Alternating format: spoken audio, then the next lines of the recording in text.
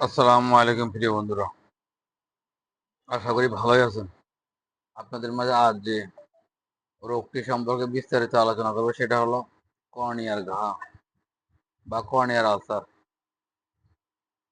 আর জানাবো এই রোগটি কোথায় হয়, এই রোগটি হলে লক্ষণ কি এবং এই রোগটির চিকিৎসা কি। তবে তার পূর্বে যারা আমার ভিডিওটি দেখছেন তারা ভিডিও নিয়ে ফলো বাটনে চাপ দিয়ে সাথে থাকুন। আর যারা ইউটিউব থেকে দেখছেন তারা ইউটিউবের চ্যানেলটি সাবস্ক্রাইব করে সাথে থাকুন। তো চলুন শুরু করা যাক।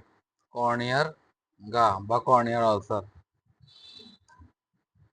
যে কোনো কারণে চোখে খোঁচা লেগে, গুঁতো লেগে বা কুটে পড়ে কর্নিয়ার ক্ষত সৃষ্টি হতে পারে। আমাদের চোখের কর্নিয়ার ক্ষত একটি মারাত্মক চক্ষু রোগ। সময় মতো শরীর চিকিৎসা না নিলে চোখ সম্পূর্ণরূপে অন্ধ হয়ে যেতে পারে। আমাদের দেশের ধান কাটার সময় মৌসুমে বিশেষ করে এবং গম কাটার মৌসুমে ধানের পাতা, ধান, গম ইত্যাদির আঘাতে বা খোঁচায় অনেক লোক চোখের কর্নিয়ার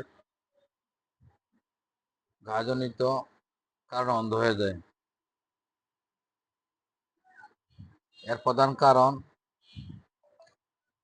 প্রথম অবস্থায় এক ক্ষত বা সংস্পর্শে কোনো গুরুত্ব না দেওয়া, অর্থাৎ যে আঘাত লাগে এই আঘাতটার জন্য প্রাথমিক পর্যায়ে যথাযথ ব্যবস্থা না নিলে পরবর্তীতে কর্নিয়া ঘা থেকে মারাত্মক আঘাত ধারণ করে। এই আঘাত থেকে কর্নিয়া আলসার হয়ে যায়। চিকিৎসা কি? তার আগে এই রোগটির লক্ষণ কি? এই রোগটি হলে কর্নিয়া ঘা হলে সাধারণত মূলত লক্ষণগুলো হলো চোখে আঘাত থাকবে এবং দেখতে ফুলের মতো মনে হবে। চোখ দেখতে অনেকটা ফুলের মতো দেখতে মনে হবে। পরীক্ষা করলে কর্নিয়ার ক্ষত চিহ্ন দেখা যাবে এবং চোখ লাল হয়,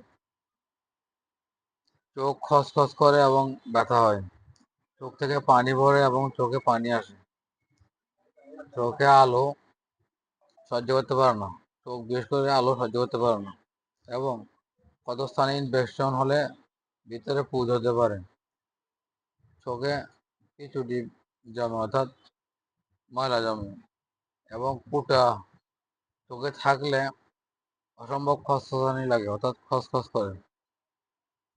এখন জানাবো এরকম চিকিৎসা কি। চোখের সাদা অংশে কুটা থাকলে পরীক্ষায়, বিশেষ করে চোখের সাদা অংশে কুটা থাকলে যদি পরীক্ষা করে দেখা যায় সেক্ষেত্রে ভেজা রুমাল ও ন্যাকড়া দিয়ে পানির চাপটা দিয়ে সেটা বের করার চেষ্টা করতে হবে।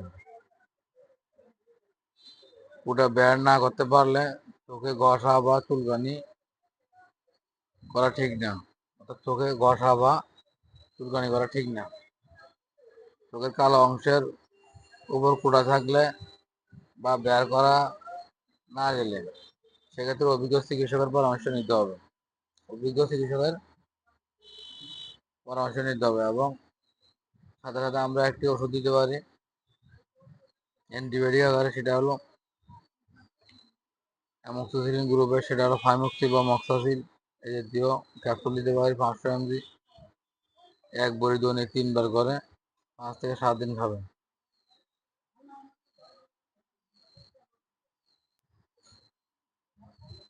পরবর্তীতে আমরা ক্লোমফেনিকল আই ড্রপ দিতে পারি, সেক্ষেত্রে অপসোনিবল, ক্লোমফেনিকল, ক্লোরাম এই জাতীয় সিরাপ দিতে, ড্রপ দিতে পারি, সেক্ষেত্রে 3 থেকে 4 ফোঁটা করে 2 চোখে 3-4 বার দেওয়া যাবে। অথবা এই পরিবর্তে এই ড্রপটির পরিবর্তে আমরা জেন্টামাইসিন গ্রুপের জাতীয় ড্রপ দিতে পারি, সেক্ষেত্রে জেন্টিন বা জেনাসিন এই জাতীয় ড্রপ দিতে পারি, 3-4 ফোঁটা করে 2 চোখে 3-4 বার দেওয়া যাবে। চুলকানি বন্ধের জন্য আমরা ক্লোরামফেনিয়াম মিলিয়েট জাতীয় গ্রুপের ওষুধ দিতে পারি, সেক্ষেত্রে সিনারন বা হিস্টাসিন জাতীয় এক বড়ি দৈনিক 2-3 বার আহার প্রস্রাব্য। অথবা এর পরিবর্তে হাইড্রোজেন জাতীয় গ্রুপ ওষুধ দেওয়া, সেক্ষেত্রে ম্যাবুলিন জাতীয় ওষুধ এক বড়ি দৈনিক 2 বার আহারের পর সেব্য। বেশি ব্যথা হলে ডাইক্লোফেনাক পটাশিয়াম জাতীয় ওষুধ দিতে পারি, সেক্ষেত্রে আমরা দিতে পারি নোফেন 25 mg বা 50 mg এক বড়ি দৈনিক 3 বার বরাবেটে সেব্য। অবশ্যই সাথে গ্যাস্ট্রিক ওষুধ খেতে হবে।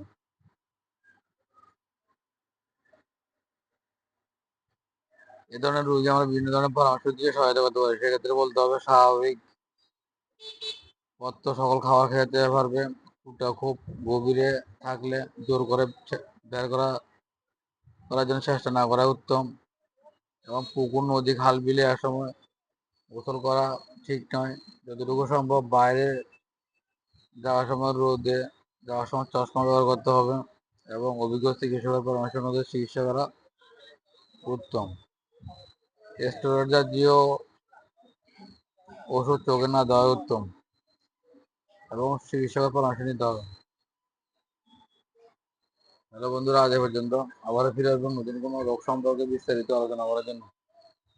ততক্ষণে সাথে থাকুন। ভিডিওটি ভালো লাগলে লাইক, শেয়ার, কমেন্ট করে অন্য দেখার সুযোগ করে দিন। এতক্ষণ ধরে ভিডিও দেখার জন্য অসংখ্য ধন্যবাদ। আসসালামু আলাইকুম।